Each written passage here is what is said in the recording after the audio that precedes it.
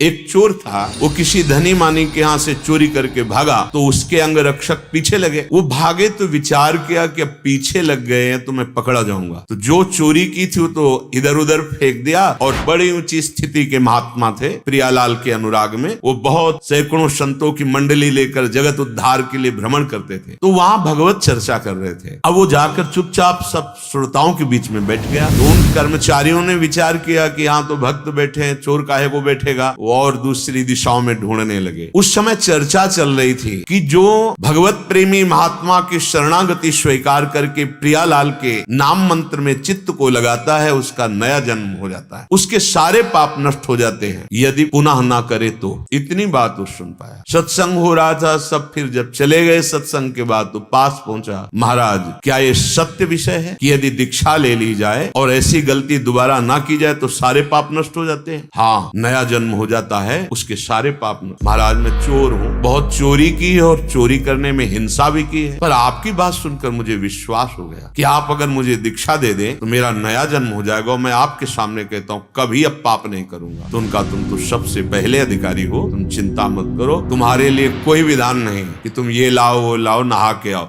अभी तत्काल कंठी बांधी और कहा आज से ये मंत्र जपो, तुम्हारा नया जन्म हो गया। सुबह तिलक लगाए निकला। अब वो खोजे ही में थे, सैनिक जन तुरंत पकड़ लिया, ये वही है जो चोरी किया था। धनी ने भी देखा, हाँ यही है, चोर है। वो बोले मैं चोर नहीं हूँ, मैंने इस जन्म में कोई चोरी नहीं की। अरे बोले बात बनाता, राजा के पास ले गए। उस समय सत्य को प्रमाणित करने के लिए एक प्रक्रिया होती थी। हाथ में नवीन कोमल पीपल का पत्ता, उसके ऊपर कच्चा सूत और उसके ऊपर जला हुआ लोहे का लाल से फाल वो रखा जाता है। अगर वो धागा झुलस गया तो तुम असत्य हो, और अगर नहीं झुलसा तो 7 कदम चलो और फेंक दो, तुम सत्य हो। ऐसा उस समय पद्धति थी। ये कहें कि यही चोर है और वो कह रहे थे कि मैंने इस जन्म में चोरी नहीं की, वही प्रक्रिया हुई। ऐसे रखा और मन में निश्चय किया, गुरुदेव आपने कहा था दीक्षा के बाद नया जन्म, और उच्च स्वर से बोला इस जन्म में मैंने चोरी नहीं की, और 7 कदम चला, फार फेंक दिया, झुलसा भी नहीं। अब राजा ने कहा इस धनी को फांसी की सजा दी जाए, क्योंकि इसने ऐसे शुद्ध वैष्णव को चोर कहा और यहाँ आकर दंड देने का विधान। अब वो बोले महाराज फांसी मत दीजिए, सही कह रहे हैं। बोले आप कैसे सही मान सकते हैं, आपको तो प्रमाण दे दे। बोले इस जन्म में चोरी नहीं की, पीछे जन्म में की थी। बोले कल की बात है, तुम पीछे जन्म? हाँ तो शाम के हमारा गुरु मंत्र हुआ है, पूरा रहस्य बताया।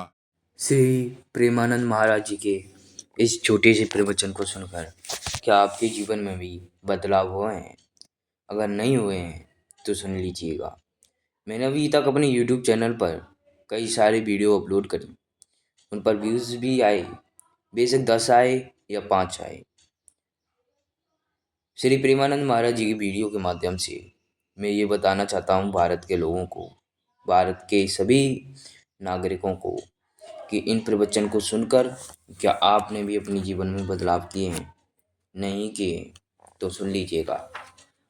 हम अपना दिन कभी ना कभी बिताते हैं, पर उन व्यक्तियों से पूछिए जो सड़क पर धूप हो या ठंड हो या रात हो या दिन हो, वो अपना कार्य और परिश्रम कर रहे हैं।